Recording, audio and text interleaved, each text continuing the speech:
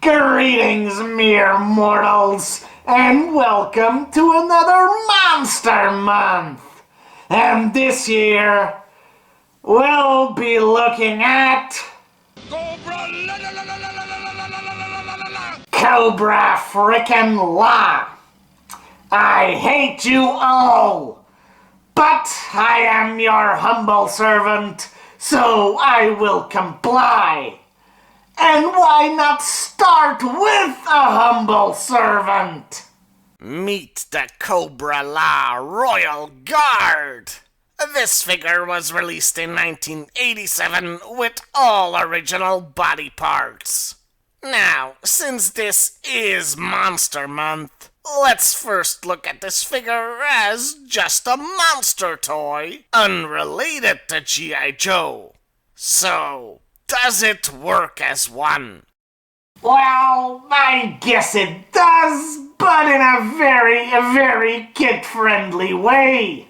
Honestly, these guys look like the kind of foot soldiers that would attack the Power Rangers. Not all that intimidating. What most leapt out at me were the shoulders.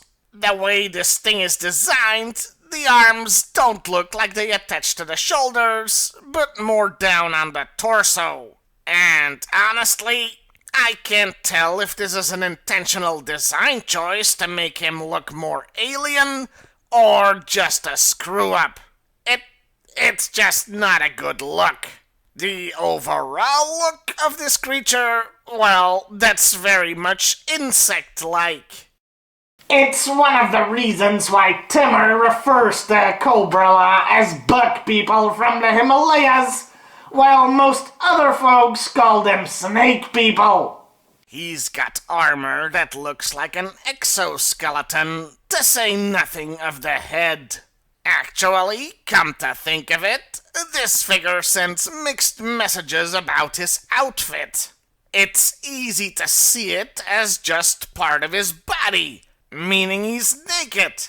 But then again, he clearly wears a belt, and naked people don't wear belts. Or maybe they do. I'm not Googling that. The head is the most paradoxal. Is it a helmet? Is it an actual head? There's no way to be sure by just looking at it. It is, however, the coolest thing about the figure, and the most monstrous looking. The ambiguity of what the head actually is really helps here. Also, he looks like he's wearing a gas mask or breathing apparatus, which, once again, could be part of a helmet, or it could just be attached to his face. It does make him look more creepy. To say something else positive, most of the color scheme is good and appropriate. Deep red and gray work well here. However, the tan-colored rings on the arms and splotches on the legs, well, they don't work so much. It almost looks like human skin, but not in a creepy way, more in a dumb way, and this color distracts from the otherwise fine color scheme. Overall, as a monster figure, it works, but as a G.I. Joe figure? No, not really. Like I said in the beginning, it looks more at home with the Power Rangers. It doesn't fit in with the overall G.I. Joe universe, but, well, nothing of Cobra-La really does. The Royal Guard came with a few accessories. A gun that's quite unremarkable. A scythe that looks like they stole it from Battle Beasts. Hey, remember Battle Beasts? Those were cool. And a goddamn antenna that attaches to the head. Yeah, they couldn't have just made that antenna part of the head mold, now could they? Needless to say, this thing is the most easily lost piece, so good luck finding a complete Royal Guard second-hand. But at least you can buy them individually on the secondary market.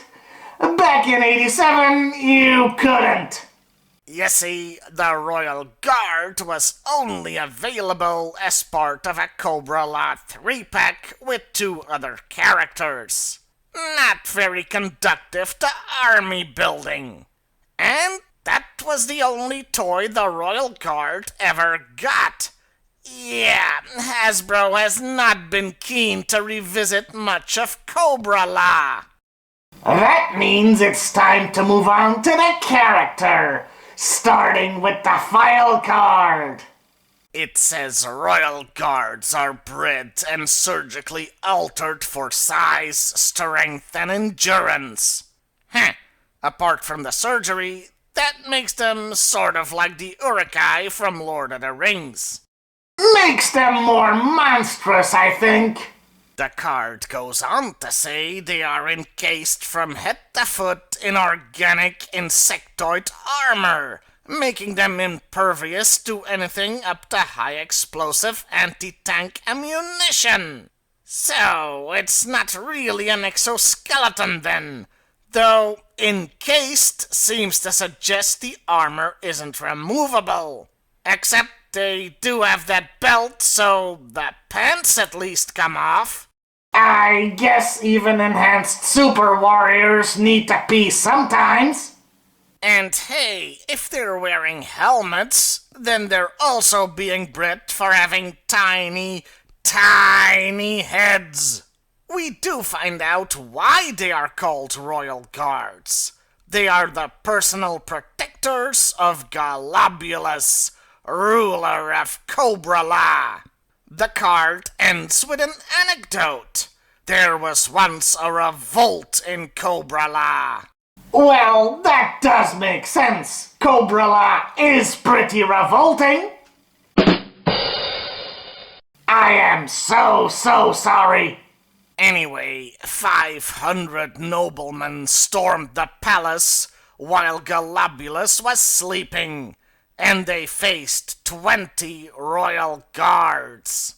3 things happened because of that revolt.